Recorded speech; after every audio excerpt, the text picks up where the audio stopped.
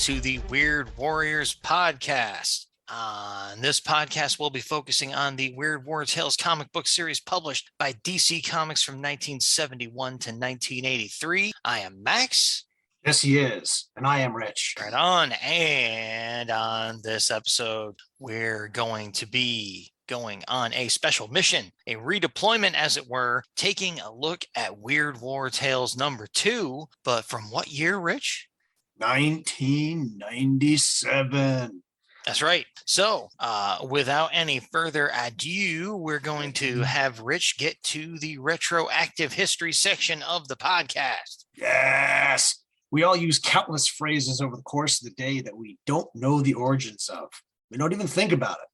While creating the Facebook teaser for issue 22, that's easy for me to say, I used the term basket case, which was literally what Lieutenant Kogan ended up being when he pushed his luck too far with the enchanted talisman he wore. This got the wheels turning about the origin of the phrase, so I did a little research. Incredibly, Kogan's situation is the literal origin of the term, coming from World War I British usage. It indicated a soldier that had lost both arms and legs that needed to be carried around in a basket. Wow. Okay, then. Never going to forget that. And neither are any of you. Intel report brought to you by Zap Action Disney Models by NPC. No, not really. For Max. And in honor of one of these stories enclosed herein, Jonah Hex, Riders of the Worm and Such, a DC Vertigo 5-issue miniseries from 1995, written by Joe Lansdale, penciled by Tim Truman, and inked by Sam Glanzman. Join the hideously scarred Confederate veteran as he encounters a ranch full of singing cowboys and an ancient race of man-eating grubs from beneath the earth. Check the album for a page from Sam's house. The three of them also worked on 1994's Two Gun Mojo and 1999's Shadows West.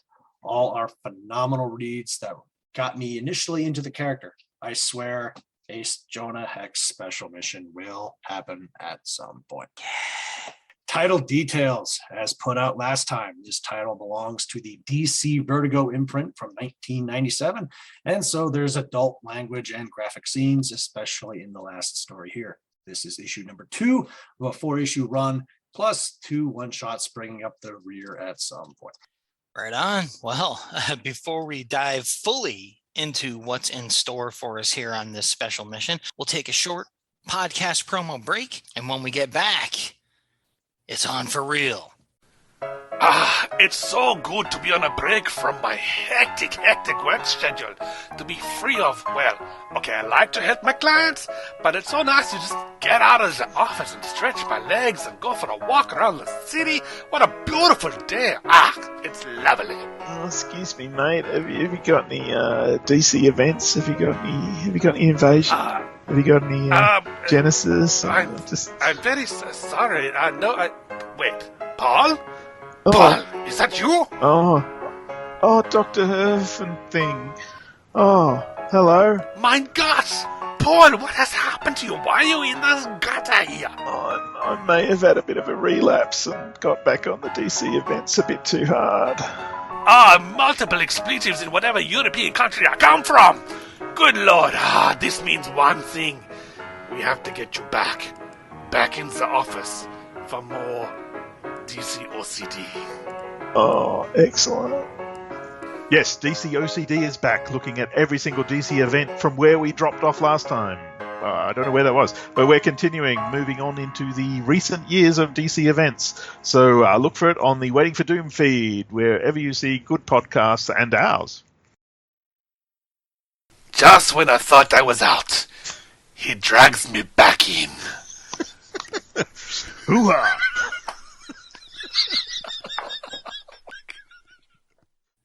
And we are back. So, without any further ado, Rich is going to hit you with the cover detail for Weird War Tales number 2 from 1997.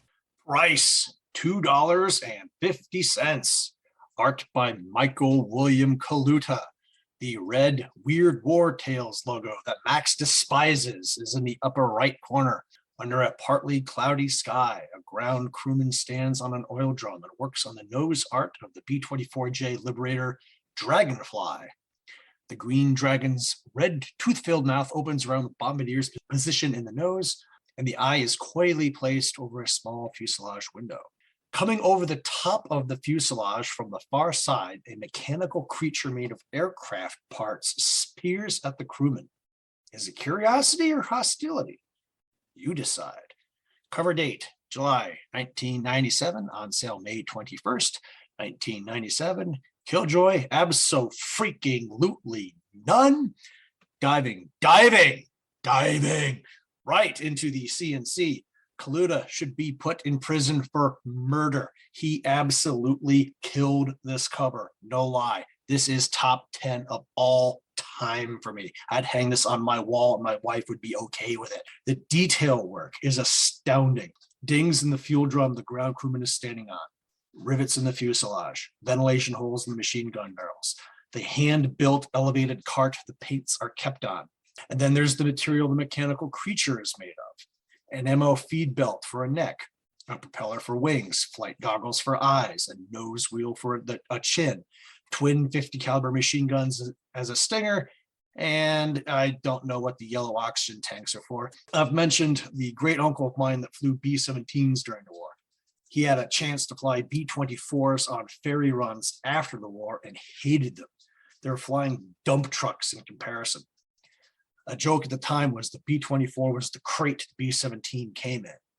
But that slab-sided fuselage lent itself to some outstanding nose art. I truly lament that there is no corresponding story inside. Based on the cover alone, issue 2 is picking up right where issue 1 left off.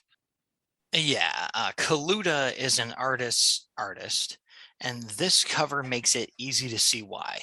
Everything, as you mentioned, is naturalistic, but not so photorealistic as to seem robotic or dull. The crewman's body language is perfect. The setup of his workspace and tools just looks and feels right, as does everything else in the image. The sense of consistency and perfectly stylized realism adds to the surreal presence of the dragonfly creature climbing over the plane to peer at the crewman. It's as though the spirit of the fuselage art is being brought to life, assembled into a physical presence with whatever parts are available to do so. So yeah, agreed. This is a Weird War Tales cover, and one heck of a comic book cover by any standards. Kaluta, yeah, just didn't do enough of this kind of work, in my opinion. Like, there should be as many Kaluta covers as there are Glenn Fabry covers out there, or Alex Ross, just for our own enjoyment. So, you know, just selfish motivation. With the cover out of the way, we're going to get into a really interesting first story here, and we're going to go about it in what I think is a pretty interesting way here. I'll tell you to start with, the title is Looking Good, Feeling Great. It's 10 pages long. It's script and art by David Lloyd. Now, Rich and I are going to do this synopsis together because there's a dual narrative going on here, and that will become clear as we go on about how that's being executed in the story. But I feel like we should probably explain it a little bit at the top here. So there's the main narrative concerning a guy named Danny Coogan going through his day here. There's also the narrative of a TV that's been left on where there's an exercise show going on. Like, think an 80s aerobics type show going on with a really peppy hostess leading the exercises. So of course, Rich is going to be your hostess, and I'm going to be your disaffected killing machine bad guy in the story here. So a little bit of a spoiler there, but hey, I couldn't resist. So the synopsis for Looking Good, Feeling Great goes a little something like this. Danny Coogan is doing push-ups in his room, a room filled with military-themed books, models, posters, and shooting awards. His mother is ironing in the kitchen with a TV on, which can be heard upstairs. It's a lovely sunny day here on Ocean Beach, but remember, It's not where you are, but how you feel that's important. Lose it with Lori, and you too can feel on top of the world, because that's where you deserve to be. As he leaves carrying 2 bags, Danny's mother asks if he's going to stay for lunch. He remarks simply that he has a job to do. The most important part of any exercise regimen is to warm up first. Get those muscles ready for work with an easy exercise like this. Be kind to yourself before you have to get tough. Coogan fires a .45 on a shooting range and gets all hits on the head and chest of the target. Finished quickly, he leaves and heads to a military recruitment center. There's the same poster on their window of an AH-64 Apache helicopter as there was on the wall in his room. Well now, that's eased you into action. Let's move on. Okay, feet together, head up straight, stretch your arms as far as they'll go. 2 recruiters see Coogan wearing a black t-shirt and sunglasses, and they sigh, "Tom Craze, doesn't he ever give up?" When you do this, you can feel every muscle. You can feel the blood coursing through your veins. You know you're alive. Coogan walks out of the recruiting center holding an M16, staring at the sky. The center's walls are bullet-riddled, and the windows are smashed. Okay, now it's time to step up the pace. We're really going to wake up those fat busters with this one. As calls start to come into the police, Coogan walks down the street and enters a hardware store. There are 3 men inside, and the employee laughs. "If this is a stick-up, you better come back later. Ain't sold better than tin tacks all morning." Legs apart and reach for the sky. And down we go. Straighten up, take a deep breath, and down we go again. Coogan walks out of the hardware store, leaving shot-up walls and tanks leaking their contents behind. First responders and news crews are now scrambling. He walks into a barber shop that has 5 men inside. The one having his hair cut sneers, "Well, if it ain't Nancy Coogan. Them firecrackers down the block, Nancy. You been shooting stray cats again?" Put your hands on your hips for this one. Legs apart and twist to the left. Now, twist to the right. An old man sitting outside watches the police cars blow by. He's reading a newspaper with the headline, "Crime on the Streets. Democrats demand tougher gun control." You know, I get lots of letters from people saying, "Lori, how can I be like you? I'm too old. I'm too fat. I can never be as fit and healthy as you." Bull. You can. You can do anything you want to if you put your mind to it. That's right. You can be what you want to be. No one can stop you. A policeman outside the barbershop radios in. "We got 3 dead and 2 critical here. Some folks are saying it was Danny Coogan. We're sending a car out to his place now."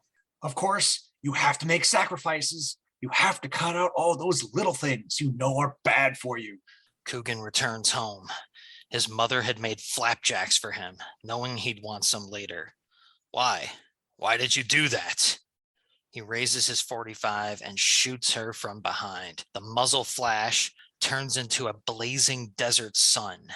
An Apache flies low over the sand, its pilot talking to the police. "Pleased to be of service. We heard what happened to our boys. We've seen smoke from Coogan's house, but haven't spotted his truck yet." Okay, we're coming to the final segment of the show. This last exercise is a tough one, so I hope you're good and ready. It's worth the effort. Remember, you're on your way to complete fitness, on your way at last, on your way to what you deserve. A police car sees Coogan's truck heading for the military base and pursues. Armed soldiers line up at the perimeter fence. Now we call these mule kicks. Right leg first, and 1, and 2, and 3, and 4, and 5, and 6, and 7, and 8, and 9, and 10. And now the left. The sheriff briefs the press. Latest information is that there are 9 fatalities, 10 injured. The Apache has joined the chase. Coogan's truck stops on the road when he sees the reception at the base waiting for him. Well, you've worked really hard this morning. Now it's time to wind down. You know, there's only one way to achieve your dreams. You've got to set your sights as high as they'll go. Reach for the stars. Coogan gets out of his truck as policemen run up behind him with weapons drawn. He watches the Apache hover low in front of him. If you have faith, You'll catch one. It's yours if you want it. You can be what you want to be. Looking good, feeling great. As the rotor wash swirls around him, Coogan throws back his head and spreads his arms wide, as if he's ready to accept judgment. A radio crackles. He's all yours, Flyboy. Bye now.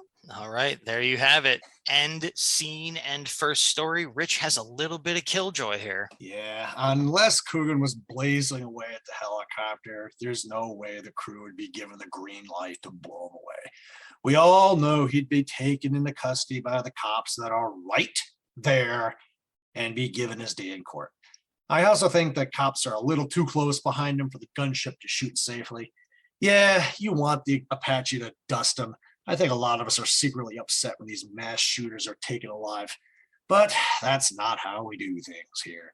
Indeed, it is not. So, that aside, we're going to do some comments and commendations on this one. And I'll say this was not a weird war story at all, and in the most tragic way possible. It's incredibly well told, though, in my opinion, and was really fun to do the synopsis for, by the way. You're welcome.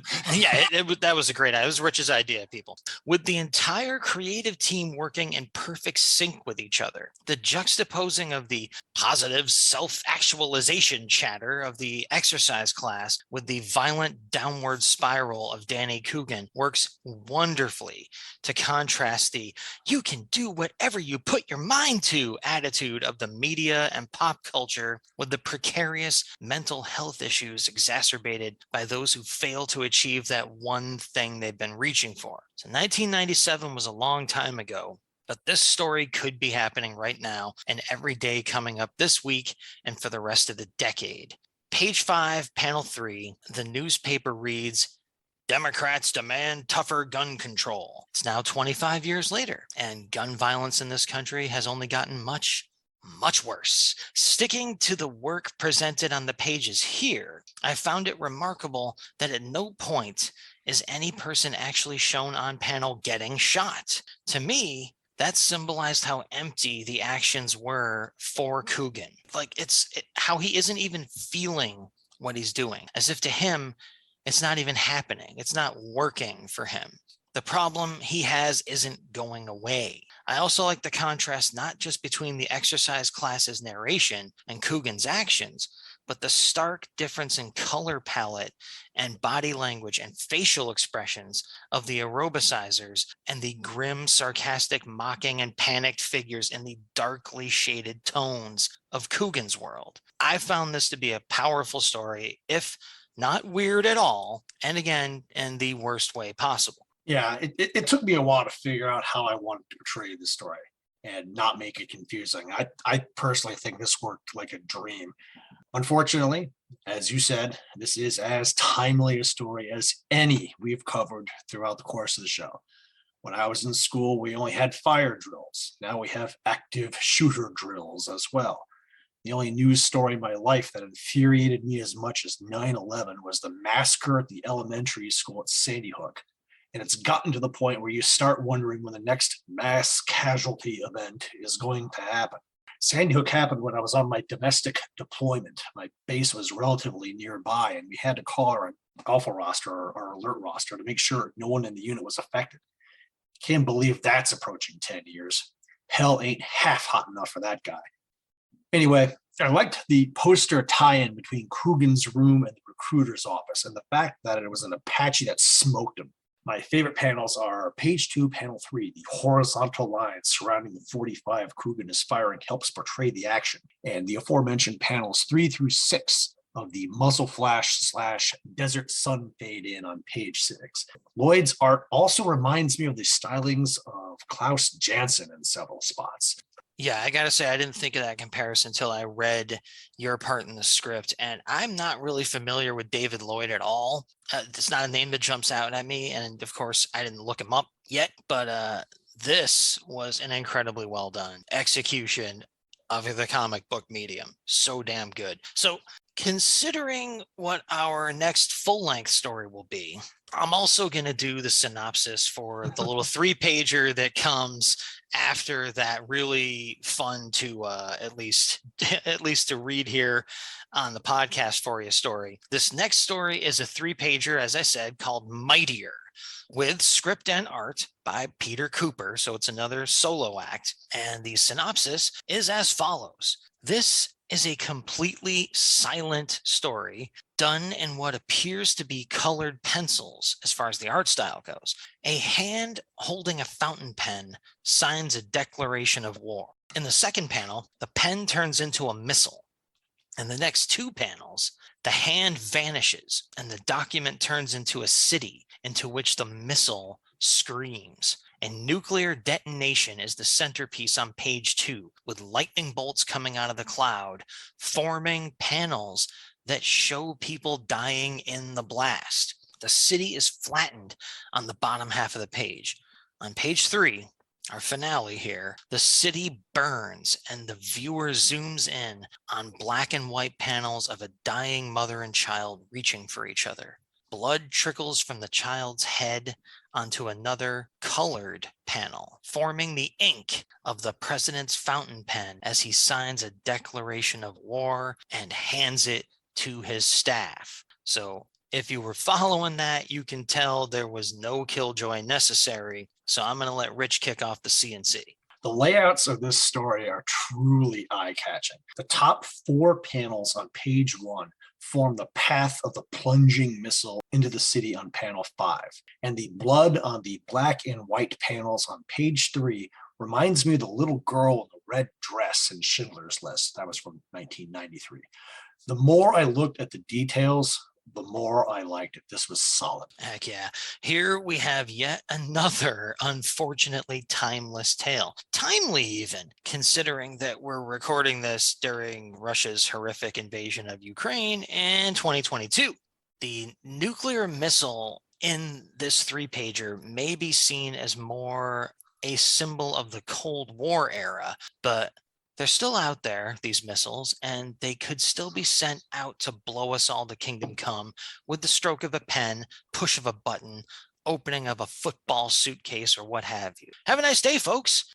Cooper is a masterful cartoonist, and every bit of this 3-pager is executed perfectly and creatively. The transformation of the pen into a missile, the ravages of the nuclear explosion, as we mentioned, the lightning bolts coming out of the explosion, forming panels on the page, and the grim delight of those individuals assembled in the final panels.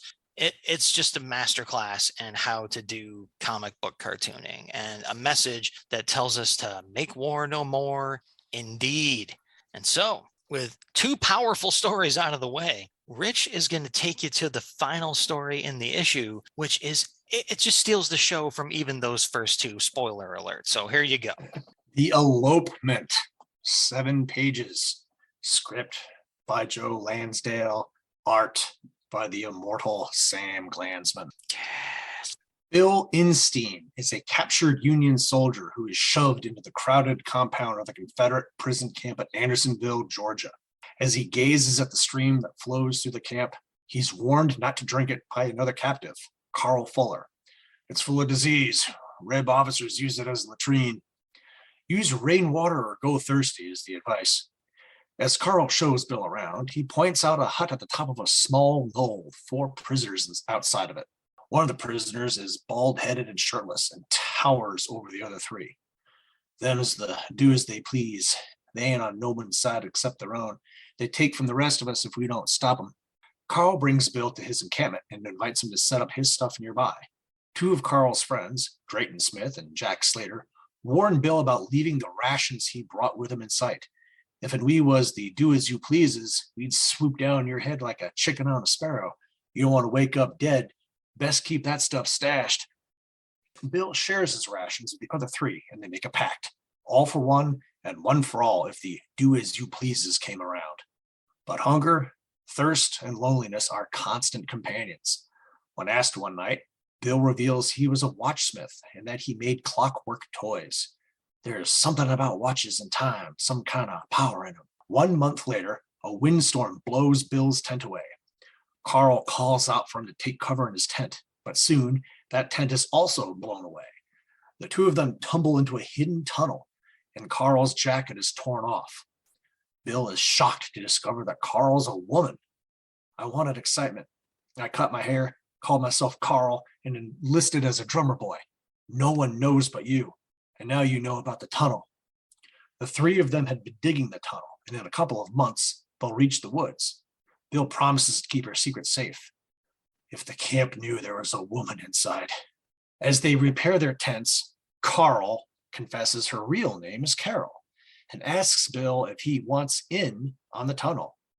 He wants in, all right, as he kisses and mounts her. He wants in bad. The next day, there are 4 of them working on the tunnel.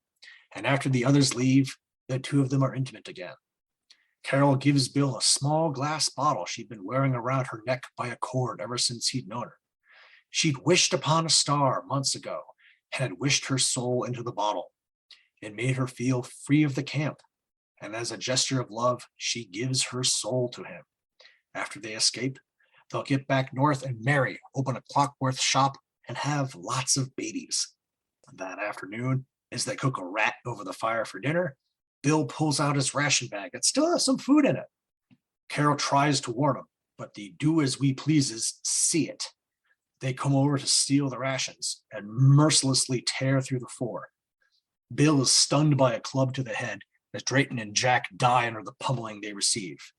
Carol has no chance against the large, bald-headed prisoner who rams a knife into her chest.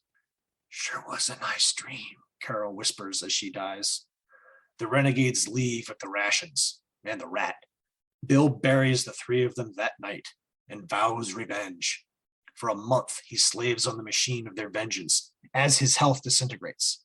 Finally, it was time. He digs up Carol's rotted body on a dark, rainy night and places her skull and bones on a large clockwork mechanism, which he then protects with a wooden barrel. Placing the bottle containing her soul around her neck, he welcomes her back. He's coughing and his uniform is in tatters. Everything's going to be fine. I give you back your soul. I'm too weak to help. You're on your own. Go, my love.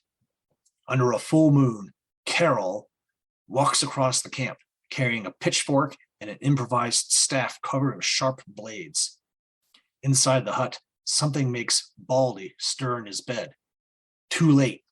Carol slams the staff across the row of beds, killing 2 of his cohorts. She rams the pitchfork into Baldy's face and wrenches it sideways, carrying away one eye and his jaw. A second strike disembowels him. Carol then leaves the hut, entrails tangled in the pitchfork dragging on the ground behind her. Bill is dead when she returns. She drags him into the escape tunnel, and a tear runs out of one of her empty eye sockets as she looks at him. She kicks out one of the tunnel supports, and earth rains down up to the top of them. Killjoy was here, History Minute.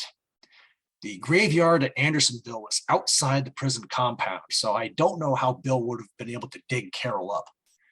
And yeah, I could make this one a history hour if Max let me, so I'll do my best to keep this one reined in. 1, Andersonville gets all the bad pub for Civil War prison camps, but yeah, Union prison camps were no better. I've been to some sites of Confederate POW cemeteries up north. The Rebs called the camp at Elmira, New York, Hellmira. I've also been to Andersonville, part of the National Park Service and the site of the National Prisoner of War Museum. Coming from one that's been to the cemeteries at Arlington and Normandy, the one at Andersonville is particularly chilling. The modern part of the cemetery is the classic, well-spaced Veterans Administration one, but the Civil War era part has headstones that mark bodies that were obviously buried shoulder to shoulder. Built to hold 9,000 prisoners, at its height, the camp, officially called Camp Sumter, held well over 3 times that number. Over 13,000 died there in the 1 year it operated from exposure, malnutrition, disease, wounds, and other causes. 3,000 in August of 1864 alone, at an average rate of 1 every 11 minutes. Camp Commander Henry Wirtz was the only Confederate official to be tried, convicted, and executed for war crimes after the war. 2. The Andersonville Raiders were a group of Union prisoners that preyed on their fellow prisoners. Membership was thought to range between 50 and 500. Kind of a wide arc. The better fed and well-equipped men would steal whatever they wanted from their malnourished and ill brethren, often resulting in death for those victims. A prisoner police force called the Regulators tried, with limited success, to keep them in check. On June 29, 1864, a victim of the Raiders made a complaint to the Confederate Guards. This caught the interest of Wirtz, who gave the Regulators permission to round up the offenders and hold them for trial. Lesser punishments were handed out, although some died running the gauntlet. But in the end, 6 chieftains were found guilty and sentenced to death by hanging. While some were contrite, 2 were defiant to the very end, July 11th, 1864. The 6 men were buried separately away from the other prisoners. Again, check the album. The Raiders faded away after the executions. No surprise, I suppose. 3, it is estimated that over 1,000 women signed up on both sides and fought as men by cutting their hair and binding their chests. Yeah, once again, history, Clockwork Golems aside, a bit weirder and scarier than the fiction here. So comments and commendations for this epic story. I'll kick it off and say, okay, I'll kick it off with a nitpick and say, I did not buy that Carl was a young man for 1 second. It was weird because I actually just assumed that she was female and my brain just accepted that instead of triggering the, hey, she shouldn't be there, alarms in my head. I love Glanzman. Obviously, people who listen to the show know that, but he wasn't really doing a great job of making Carl look androgynous here. Look at the final panel on page 3 for a good example. I mean, come on.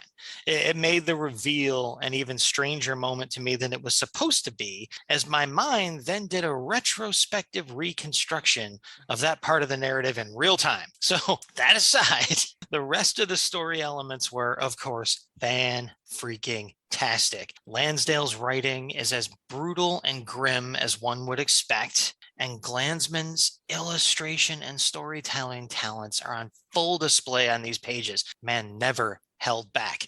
In particular, his habit of using floating panels as part of his page designs is put to great use here, keeping the story flowing from one moment to the next, making each page a really interesting object to look at all by itself. It's really one of my favorite Glanzman techniques, and few people are even close to as good at it as he is. Also, this is truly a weird war tale, and people, thank goodness Rich is going to fill the album with pictures if you don't have this issue, because the creepy resurrected Carol Golem at the end, words aren't going to do it justice. You have to see what Sam does with this thing. So I'll pass the baton to Rich here.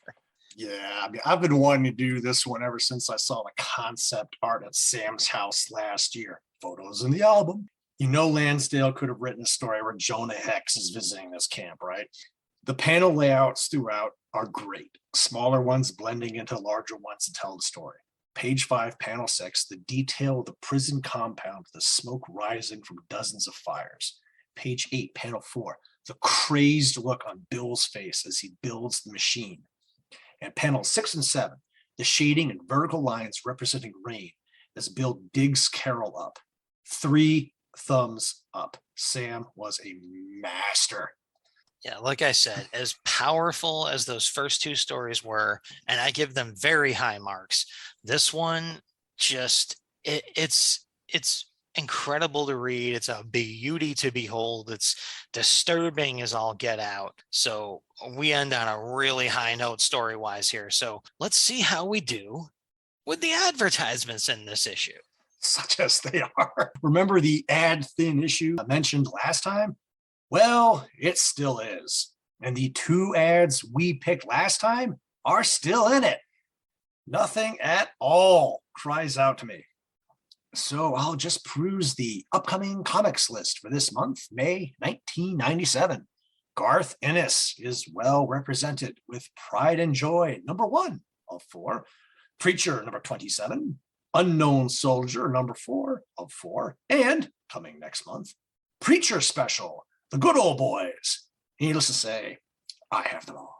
I'll stick to the coming attractions as well for the same reasons, but also because I was having a lot of fun reading DC books at this time. Among those titles coming up to be published in July 1997 were JLA number 7 by Morrison, Grant Morrison, Howard Porter, and so on, in which our heroes fought angels from heaven. So Morrison always took it easy on the plots, The reboot Legion was cruising along with Legion of Superheroes number 94 and Legionnaires number 50. So I was loving that. Starman number 32 and Shade number 4 were coming out by James Robinson, Tony Harris, and all those guys.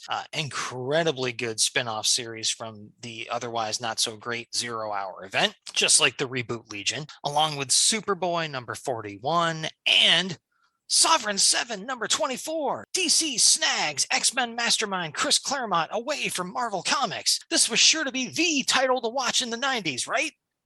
Right? Well, I bought the first several issues anyway, but I didn't go all the way up to number 24. I'll tell you that. So there's no letters page or any side blurb or anything in this issue, like an editorial or anything like that. So we're going to jump on down to our segment that we like to call Got Any Last Words? And I'll say, as I've kind of been saying all along here, this was an excellent comic book. But for the most part, I'd have to say, on a technicality, it wasn't necessarily a great issue of Weird War Tales. That being said, there were stories in the original series that had no weird elements, Moon as the murderer and so forth, that are some of our best remembered stories. So I'm hesitant to dock this issue too much, if even at all, for that. Also, the Lansdale Glanzman story just casts a halo of awesome over the whole damn thing. So me likey, no points taken off. This is a perfect comic book, in my opinion. Gotta say, issue 2 couldn't quite keep pace with issue 1 for much the same reasons. Issue 1, all Weird War. Issue 2, not so much. First 2 stories were great, but they weren't weird either, and could easily have been placed in any anthology war comic. Of course, the elopement ran away and hid in the cookie jar, like I strongly suspected it would, even before I opened up this issue. I hope issue 3 rebounds the miniseries, and with Grant Morrison writing one of the stories, I expect it will. Hey, second Grant Morrison mention of this episode, so I'm doing pretty good over here.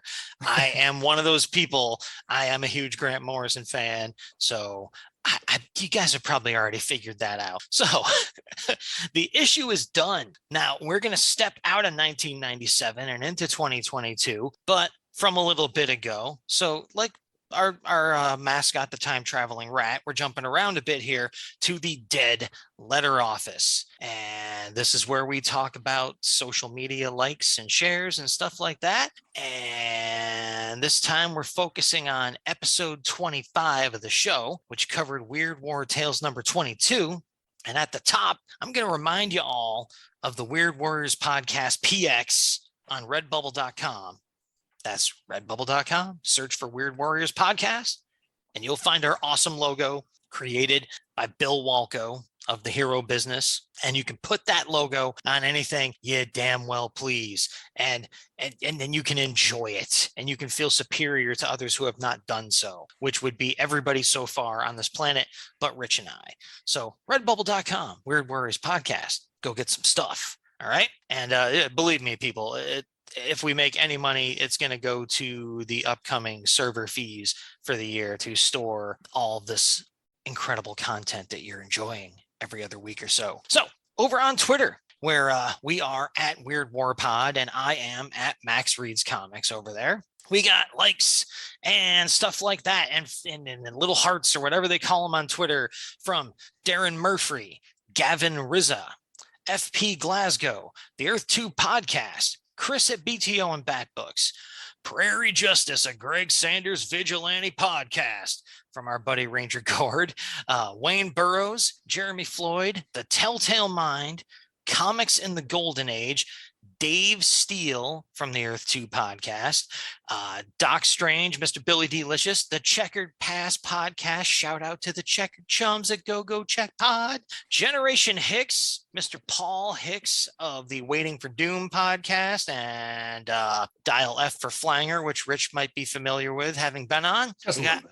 Yeah, exactly. There we go. We're invading people. We're infecting other podcasts as we speak, progressively so. Jeffrey Brown also stopped by to say hey. And over on Facebook, home of the Weird Warriors podcast Facebook page and Rich's awesome episode albums that he builds for you guys, among other things, we got visits from Dan Brown, Kurt Matilla, Ranger Gord, Herschel Mimis, David Steele, Lee Sullivan, Tim DeForest, Luke Ed, Billy D, Billy Dunleavy himself, Brendan Schlitt. We got a visit from me. We got Bill Mooney, good buddy of ours, and Daniel Rapoli. Now, over on the Gmail address, weirdwarriorspodcast@gmail.com.